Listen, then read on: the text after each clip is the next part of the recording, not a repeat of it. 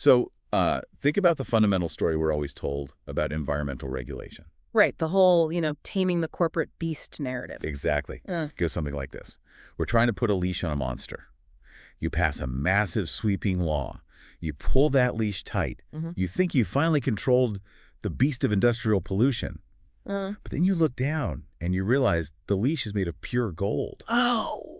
And you just handed the monster the other end. That is, it's a vivid way to look at it. And honestly, based on the financial data we're unpacking today, it is painfully accurate. Yeah. We have this deep-seated cultural assumption, right, that environmental regulation is essentially a death sentence for giant polluting corporations. Oh, absolutely.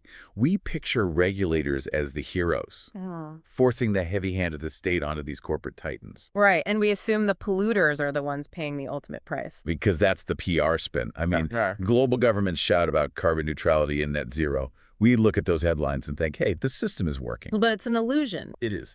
So today, we're taking a massive stack of research, primarily this rigorous working paper from the National Bureau of Economic Research, the NBER.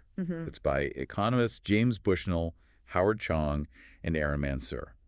And the mission of this deep dive is to strip away all that public relations noise. We need to use hard, undeniable financial data. Exactly. To reveal what might be the greatest illusion in modern economic history. Because we're going to look at how the early days of the Green Revolution were effectively hijacked. Hijacked, just like that. Not by accident, either, by structural design. The paper shows how corporate monopolies figured out how to use environmental regulations to legally harvest massive profits. Straight out of the pockets of everyday consumers. Right. To do this, we are going back to the grand experiment, the European Union Emissions Trading System. The EU ETS. Specifically, we're looking at its very first phase, which ran from 2005 to 2007. So for the listener trying to picture this was the world's first massive cap-and-trade system for carbon dioxide. Yeah, it was supposed to be the blueprint for saving the planet. Which meant it was an entirely new financial frontier. Governments didn't just write a rule saying, pollute less. No, they established a market. Right. They took the right to emit carbon dioxide, something that had been free since the dawn of the Industrial Revolution, and they quantified it. They put a price tag on the sky. Basically, yeah. By doing so, they literally materialized tens of billions of dollars of a brand new asset class out of thin air. They created carbon permits. Exactly. And whenever you create a multi-billion-dollar asset class overnight, somebody's going to figure out how to game it. Oh, without a doubt. But we aren't just going to look at the slow rollout of this policy. We're zooming in on the exact moment the mask slipped. The crash. A historic market crash. One that exposed the hidden underlying machinery of global capital. So we need to set the stage in Europe. The date is April 25th, 2006. Okay, 2006. The European carbon market has been operating for a little over a year at this point, and suddenly it experiences a catastrophic earthquake. What happened? Information starts leaking into the market. Word gets out that the actual emissions from European countries were significantly lower than the caps the government had set. Meaning the market was flooded with too many permits. There's a massive oversupply. Exactly. And in any market, when supply vastly outweighs demand, the floor falls out. It was a rock falling from the sky. The price of carbon emissions allowances dropped by an absolute staggering margin in a window of just 3 days. Just 3 days. 3 days, April 25th to April 28th. The price plummeted from roughly 28 euros per ton down to 14 euros per ton. A 50% wipeout. Half the value of this massive new asset class just gone, vanished. It was an absolute bloodbath on the trading floor. I can imagine. And this is where we have to pause. We need to look at how the stock market reacted to this, because the reaction defies every piece of conventional wisdom you might have about green economics. Okay, let's apply some basic surface level logic here. If the cost to pollute suddenly drops by half, we would expect a very specific group of companies to pop champagne. The dirtiest, most heavily polluting coal and gas companies. Right, because their regulatory burden just got slashed in half. Exactly. You would assume their stock prices would absolutely skyrocket on this news. But that is the common sense trap. And the capital markets delivered a massive slap in the face to that exact logic. So what actually happened? The market reacted violently to this crash, but the victims were completely backwards. Okay, this is the first mind-bending data point from the NBER paper. Let me make sure I have this right. The companies that suffered the most catastrophic stock collapses during this 3-day window were the green pioneers. The cleanest, most environmentally friendly energy giants, they were the ones bleeding out. And the heavy polluters. The massive, dirty utility companies pumping carbon into the atmosphere. Their stock valuations barely flinched. Some even showed resilience. Let me stop you right there, because if I'm listening to this, I am immediately skeptical. Why would a clean company running on wind or hydro crash when the cost of pollution falls? They don't even buy carbon permits. It makes no sense on the surface. Right. But before we get into the mechanics of that paradox, we have to address the methodology. How can these economists be absolutely certain that this specific stock market bloodbath was caused by the carbon price crashing? That's a crucial question. I mean, the stock market is chaotic, maybe oil prices spiked, maybe a major European bank reported bad earnings. How do we know this isn't just noise? The researchers anticipated that exact skepticism, which is why they used a very specific financial methodology called an event study. An event study. Okay, no academic jargon. What is that? To put it simply, an event study is a way of isolating a single signal inside a hurricane of market noise. Okay. They didn't look at the whole year. They focused surgically on that exact 3-day window of the crash, April 26 to April 28, 2006. So they shrink the timeline down so tightly that other macroeconomic factors don't have time to pollute the data. Precisely. In that tiny window, they can mathematically filter out the background noise. Like what? They track the overall European market index to account for general market sentiment. They track the fluctuating price of crude oil. Oh, that's smart. Yeah, and they gathered the daily stock returns for 572 of the top European companies, ensuring they had a massive representative sample. So by running this data against the carbon price collapse, they isolated the pure, undeniable effect of the carbon policy. It's basically a controlled laboratory experiment, but using live financial data, the signal they found is a direct cause and effect. It's ironclad. Which brings us back to the power sector, the electricity companies, because this is where the inversion of logic was the most severe, right? Exactly. Let's look at the specific casualties. You have clean power giants, companies like Fortum in Finland or Verbund in Austria. Okay. These companies rely heavily on hydroelectric and nuclear power. They are the poster children for clean energy. And when the carbon price halved, their stock absolutely cratered. We are talking massive, statistically significant drops in market capitalization. and then you look at a company like RWE, a massive German utility with an incredibly heavy reliance on dirty, carbon-intensive coal. Right. The exact opposite kind of company. During that same 3-day crash, RWE experienced only a tiny dip, a fraction of what the clean companies suffered. Which brings us to the big question, why? Yeah, I have to unpack this. As a clean energy company, I don't run smokestacks, I run water through a dam, or I split atoms. I do not need to buy carbon permits from the European Union. My emissions are zero. Right. So if the price of a carbon permit drops from 28 euros to 14 euros, why on earth do my investors panic and dump my stock? I should be completely immune to this. To understand why clean companies were slaughtered, you have to understand a hidden vampire mechanism in the energy grid. A vampire mechanism. It revolves around a concept called marginal cost pricing. Okay, let's avoid the textbook definition. Let's ground this. Go for it. Say I'm buying tickets to a massive sold-out concert.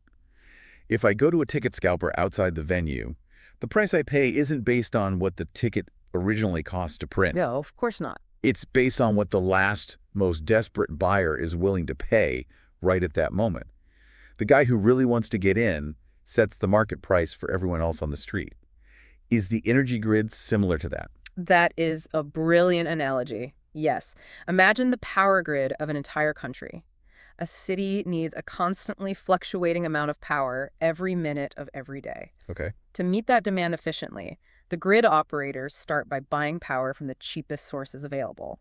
So the operators take all the wind and solar power first, because of fuel, wind and sun is totally free. Right. Then they take the hydroelectric power. Makes sense. But a major city is incredibly power hungry. The wind and solar are not enough. The hydro is not enough. So you have to keep moving up the chain of power plants. You turn on the nuclear plants. Yeah. Then you fire up the natural gas plants. Finally, during peak hours, to meet that very last percentage of power demand, the grid operator has to turn on the most expensive, least efficient, dirtiest plant available. Like the old rusting coal plant on the edge of town. Yes.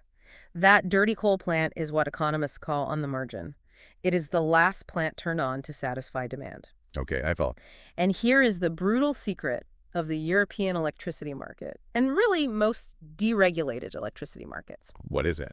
The price of electricity for everyone supplying the grid at that moment is set by the cost of that final, most expensive plant. Wait, really? Really? So if I'm a wind farm, I don't just get paid my own low operational costs. No. You get paid the price set by the dirtiest, most expensive coal plant currently operating. Wow.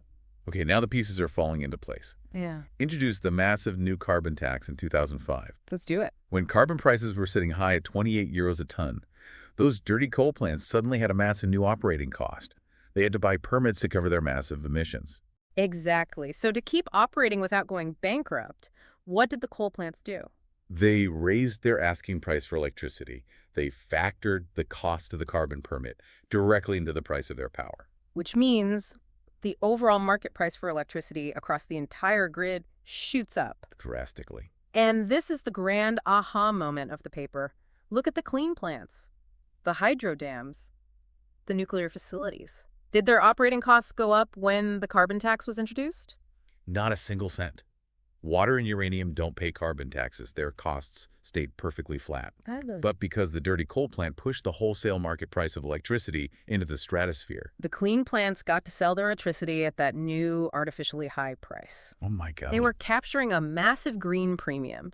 The environmental regulation didn't just help them compete. It was essentially printing free money for the clean energy companies. They were reaping windfall profits without changing a single thing about their operations. Fast forward back to April 25th, 2006. The carbon price crashes by 50%. So the dirty plants instantly see their compliance costs drop. Right. So they lower their electricity prices to stay competitive. The overall market price for power crashes alongside the carbon price. And instantly, the clean company's massive unearned green premium evaporates. The free money tap is turned off. And that is exactly why their stock cratered. Investors weren't reacting to their costs. They were reacting to the sudden destruction of their profit margins. This is wild. I mean, the regulation didn't punish the polluters. It inadvertently enriched the non-polluters who then panicked when the market corrected. But wait, you mentioned earlier that the dirty companies actually showed resilience during this crash. How is that mathematically possible? It seems like a contradiction, I know. If the price of electricity is crashing, shouldn't the coal plant also lose money and see its stock fall? The paper found a data point that is genuinely jaw-dropping. During this 3-day crash, the researchers looked at the electricity companies, and they measured their performance based on how dirty they were. They found that for every single ton of historical carbon a power company emitted, their market value actually performed 6.25 euros better than expected during the crash. Hold on, let me make sure I'm interpreting this correctly. Go ahead. You are saying that for every ton of toxic pollution a power company historically produced, their stock was financially shielded by 6.25 euros when the market collapsed. That is exactly what the data shows. The dirtier your operation was, the safer your stock was from the fallout. Yes. How does that even work? If I am a dirty coal plant, the price of my product electricity just fell. My revenue is shrinking. Why would investors reward me for being dirty? It comes down to the concept of financial airbags. Airbags. Yes, the price of electricity fell, so the dirty plant's incoming revenue dropped. But what else dropped at the exact same time? For compliance costs.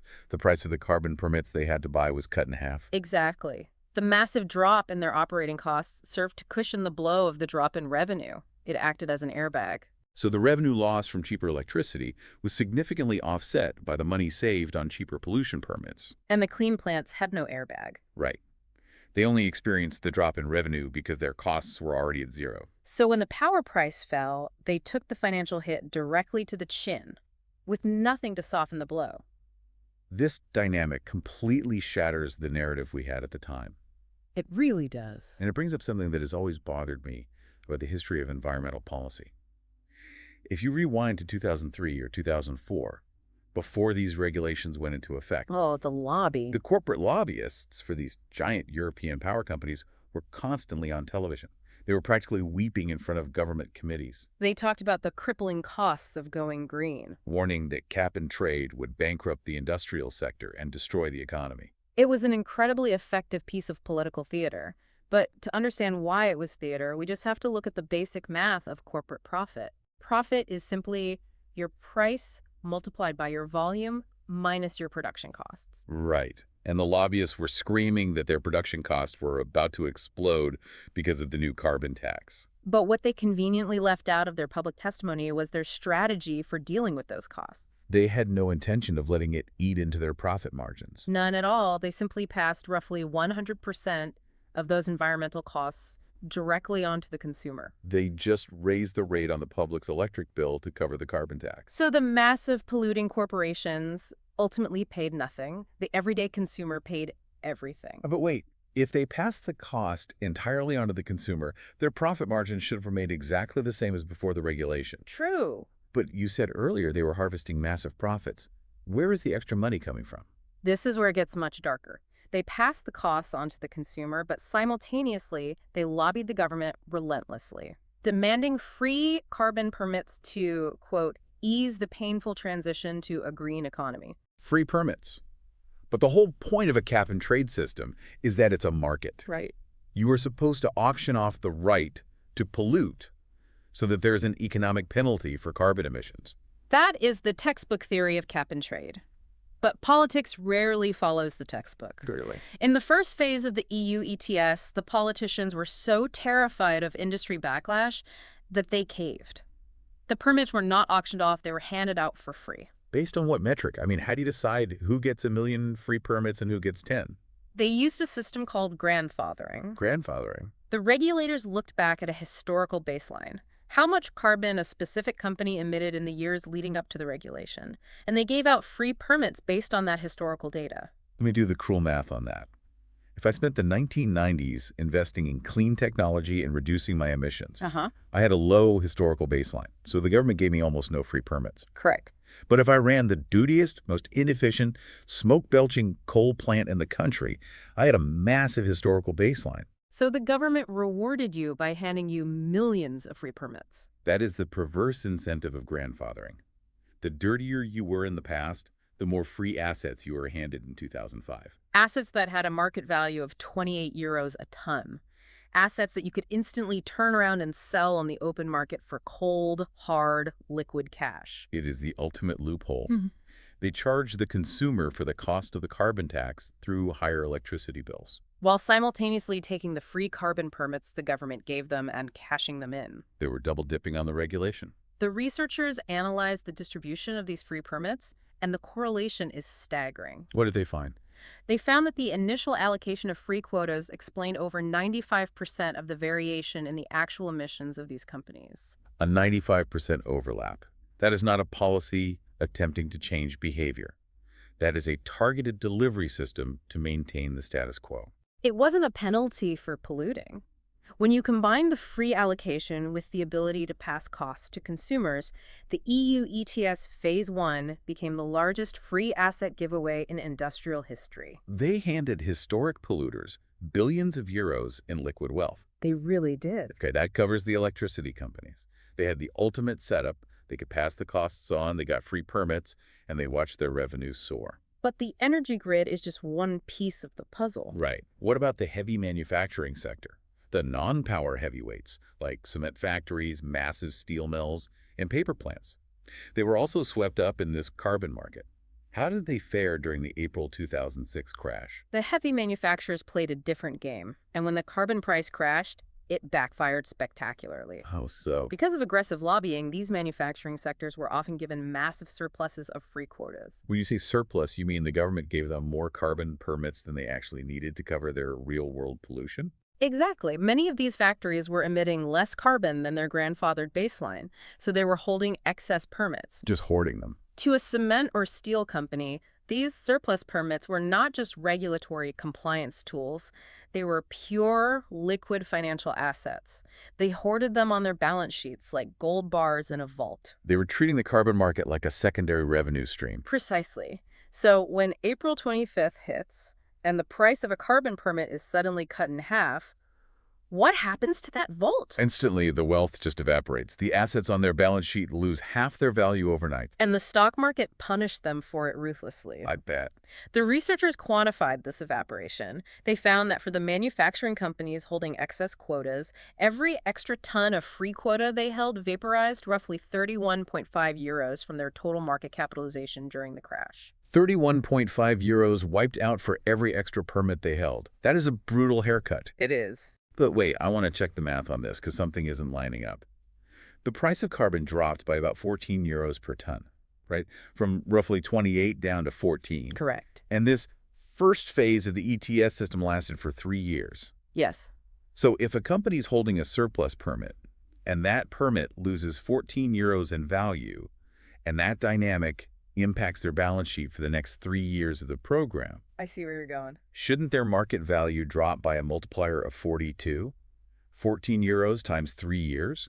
In a perfectly rational market, the value should drop by 42 euros per permit, not 31.5. That is the exact mathematical anomaly the researchers identified. The theoretical drop, what we call the coefficient in statistical terms, should have been negative 42. That is the multiplier investors should have applied if they had perfect information. But the real-world multiplier was lower, much lower. How much lower? In fact, when looking across the entire industry, the actual observed coefficient for net permit holdings was only negative 6.9.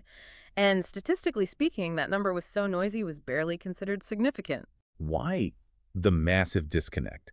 If the math is so obvious, a 14 euro loss over 3 years, why didn't the Wall Street algorithms and European traders hammer these stocks by a factor of 42? Because the market in 2006 was operating in a dense fog of war, specifically a fog of transparency. The market was incredibly opaque. Meaning investors didn't actually have the data. Exactly. Remember, the exact verified emissions data for 2005. The data that would prove exactly how many surplus permits each cement or steel company was holding. Yeah. That data was not officially published until mid-May, but the crash happened late April based on leaked partial information. So investors knew the carbon price was crashing, and they knew it was terrible news for anyone hoarding permits, but they were flying completely blind regarding who was actually holding the bag. They had no idea what the true net permit positions of individual companies were. So what do investors do when they are terrified but lack hard data? They guess. They panic sell based on assumptions. They panic guessed based on broad industry characteristics. Even without knowing the exact permit quotas locked in a company's vault, investors knew one very visible thing. Which was? They knew how dirty a specific industry was overall. The researchers mapped this behavior using a metric they called the Dirty Output Index. The Dirty Output Index. Basically a measure of how much carbon a whole industry pumps into the sky to create its products. Correct. And the regression analysis showed that for every single unit this dirty output index went up, a company's stock suffered a targeted precision strike during the crash. A precision strike. The stock yields dropped by roughly 1.26 to 1.49% just based on that index. So if you were a company in a stereotypically high carbon industry, investors didn't wait to see your balance sheet. They just assumed your revenue was heavily tied to high carbon prices, and when carbon crashed, they dumped your stock. Yes. Investors rationally anticipated that high-carbon industries were about to see the prices of their end products crash. Because if the underlying cost of carbon falls, the market price of European cement falls. The price of European steel falls. Exactly. That anticipated drop in future product revenue terrified investors far more than the nuanced math of permit hoarding. Okay, that logic tracks perfectly for the smokestack industries, the heavy polluters. But as I read through the paper, the data introduces a bizarre new mystery. The no-smoke victims. Yes, it wasn't just the heavy manufacturers that took a beating. Let's look at the no-smoke victims, the light industries. Right. We are talking about major retail chains, real estate conglomerates, tech and financial services. These companies do not have smokestacks. They do not participate in the carbon permit market. Why on earth did they face a massive stock sell-off during a carbon crash? They were hit by a secondary shockwave. The researchers identified this as the dirty input factor. Dirty inputs, meaning things you have to buy to run your business that are heavily polluting. Exactly. These service sectors don't produce pollution directly, but they are massive, voracious consumers of electricity. And as we established, electricity in Europe was deeply tied to carbon prices. Electricity was their primary dirty input. I'm going to have to reason this out, because my first instinct is that this is contradictory. How so? If the carbon price crashes, the price of wholesale electricity crashes. We already established that with the power grid mechanism. Yes, power gets cheaper. So if I run a massive chain of retail stores across France and Germany, my monthly electric bill just plummeted. My overhead costs are dropping significantly. Right? As a business owner, I should be thrilled.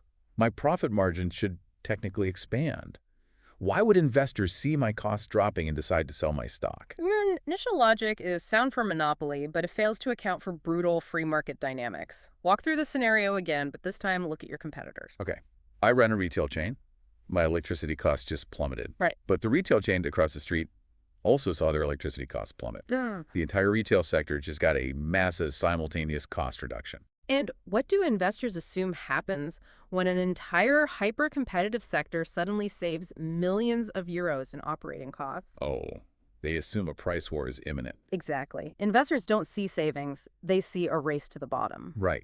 Because if it's suddenly cheaper for everyone to keep the lights on in their massive retail stores, investors assume that some aggressive company is going to cut the final prices of their consumer goods to steal market share. And once one competitor cuts final prices, everyone else has to follow suit just to survive. Which means all those electricity cost savings don't go into the company's profit margin. They get entirely passed on to the consumer in the form of cheaper goods.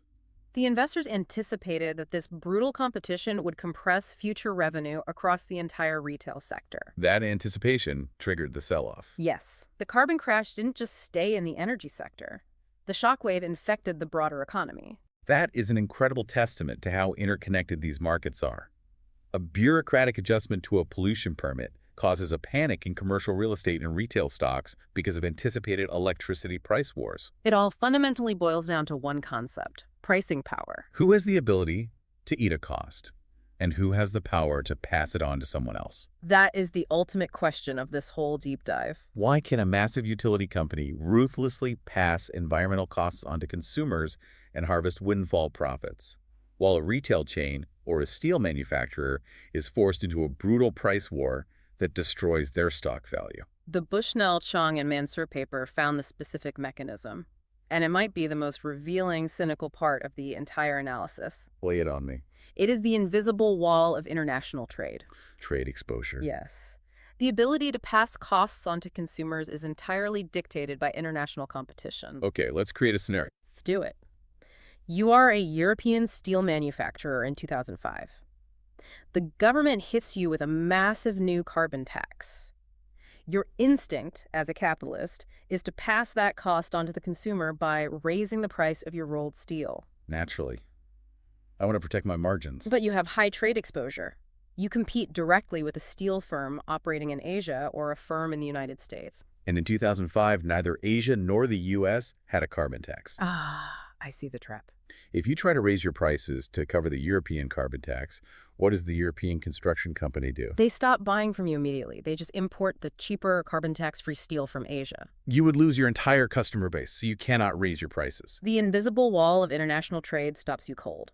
Because you compete globally, you are forced to eat the cost of the regulation. Your profit margins get crushed. So having high trade exposure completely strips away your pricing power. You become a victim of the regulation. Exactly. But what happens if you operate in an industry with zero trade exposure? What if I am a local monopoly? This is where the data reveals the golden quadrant. The golden quadrant, what is that? The researchers ran a complex cross-reference. They took the dirty inputs and dirty output data, and they crossed it with trade exposure data. And what did that matrix reveal?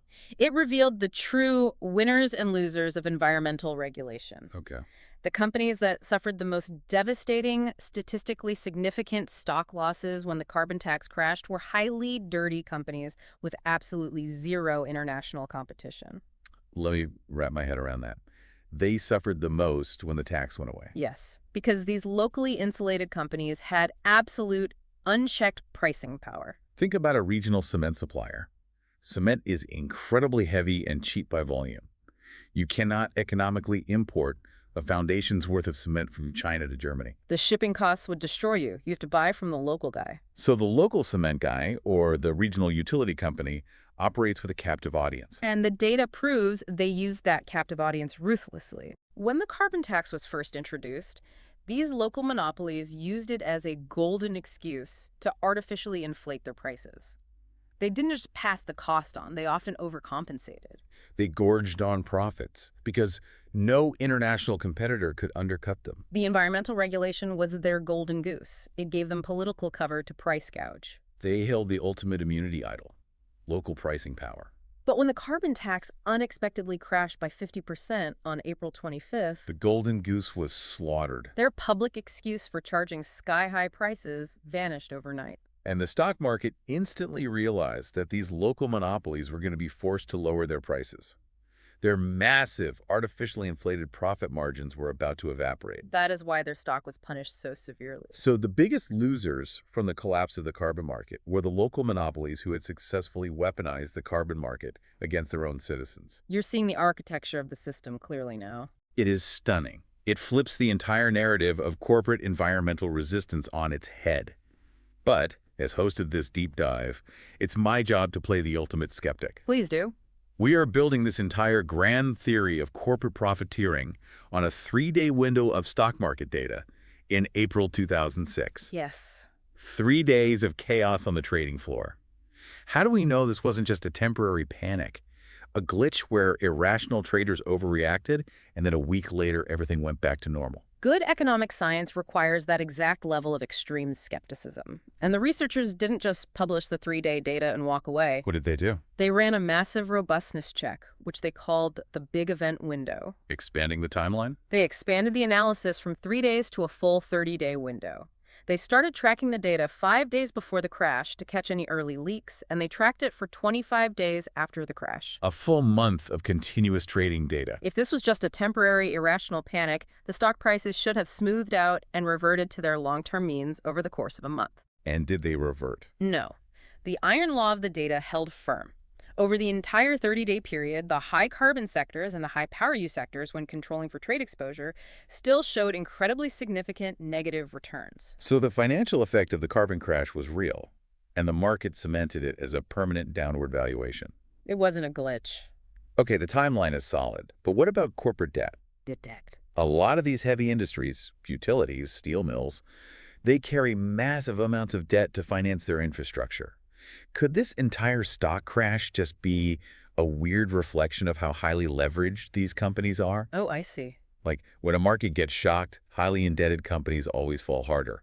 Could this be a financial illusion rather than a carbon issue? That is a very sophisticated question, and the researchers controlled for exactly that variable. They introduced the debt-to-equity ratio of every single company into their mathematical models. They tested if the leverage was driving the stock price down.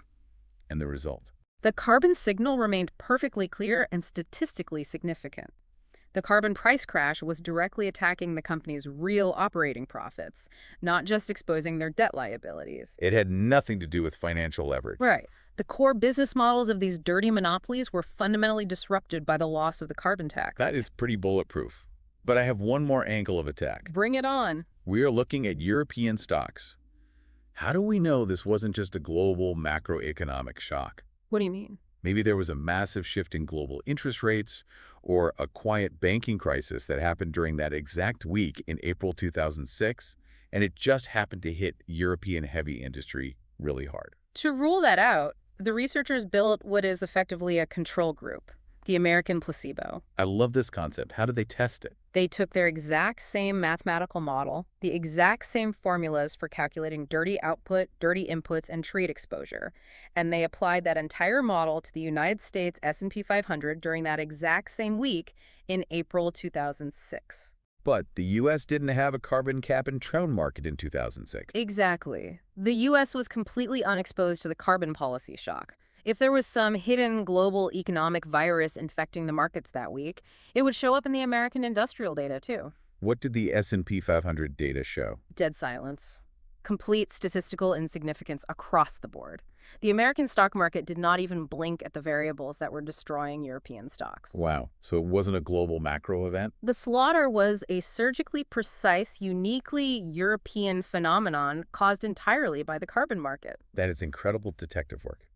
But wait, I have one more ridiculous theory. Let's hear it. What if European stocks just inherently drop every year at the end of April?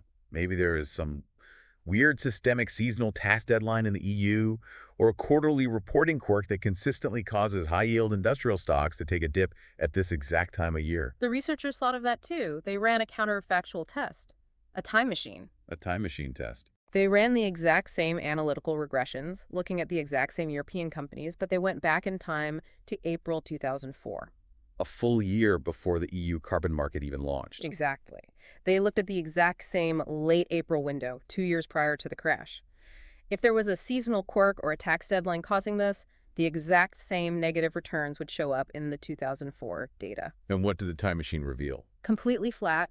All the coefficients, the multipliers showing the relationships between dirty output and stock price, dropped essentially to zero. The lines on the graph just flatlined. It completely pulverized the idea of a seasonal excuse. The proof is absolutely ironclad at this point. They tested the timeline, they tested the debt leverage, they tested a global control group in the U.S., and they tested a historical control group in 2004. There is nowhere left for a skeptic to hide. The data leaves absolutely zero room for doubt. The methodology is rigorous, the math is brutal, and the conclusion is entirely unavoidable. You know, reading through this research and talking it out, it really leaves you with a profound feeling of having the curtain pulled back on how the world actually operates. It's sobering. We are constantly told by politicians and corporate leaders that we live in a heroic era. We are told that the mechanisms of free market capitalism are finally being harnessed to save planet Earth. That complex regulations are going to punish the bad actors and reward the innovative green companies. But that is the grand illusion of the modern regulatory state. It's a complete illusion. Environmental regulation didn't kill the corporate titans. It didn't force them to internalize the cost of their destruction. No, it became their ultimate weapon.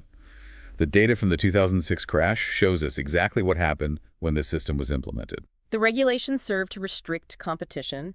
It provided a federally backed excuse for massive price hikes across the board. And it turned pollution permits, the very instrument meant to cap emissions, into liquid gold that was handed out for free to the dirtiest companies on Earth. The polluters didn't pay a dime. The ones who paid the real price were the everyday, ordinary consumers, the people at the bottom of the economic ladder who had no trade exposure to protect them. You cannot import your home electricity from a cheaper country when your local utility raises rates. You are economically trapped. And the local monopolies knew it. They passed every single cent of the regulatory cost onto the consumer while quietly pocketing the windfall profits generated by their free government assets. It makes you look at everything differently. Every glowing headline about corporate responsibility, every political promise about market-based solutions. It absolutely should change how you consume the news. You know, as we stand on the edge of massive new global pushes for net zero initiatives, as we stare down the dawn of the heavily regulated AI revolution where tech giants are begging for government guardrails, we have to ask ourselves a very serious question. Who is actually writing the rules of the game? Exactly. Who is sitting at the table when these complex regulations are drafted behind closed doors? Because if the history of the European carbon market is any guide, the leash they are designing might look like a constraint to the public. It might look like accountability. But when you look closely, that leash is made of solid gold. And when the dust settles and the market inevitably adjusts, who do you think will actually be left holding the bill? The historical data strongly suggests it will be the exact same people who always hold the bill. You, the listener, the consumer. So the next time you see a headline celebrating sweeping new corporate regulation, don't just reflexively cheer for the regulator. Dig deeper, look at the data. Look for the local monopolies who are suddenly supportive of the rules. And ask yourself, who is really holding the leash?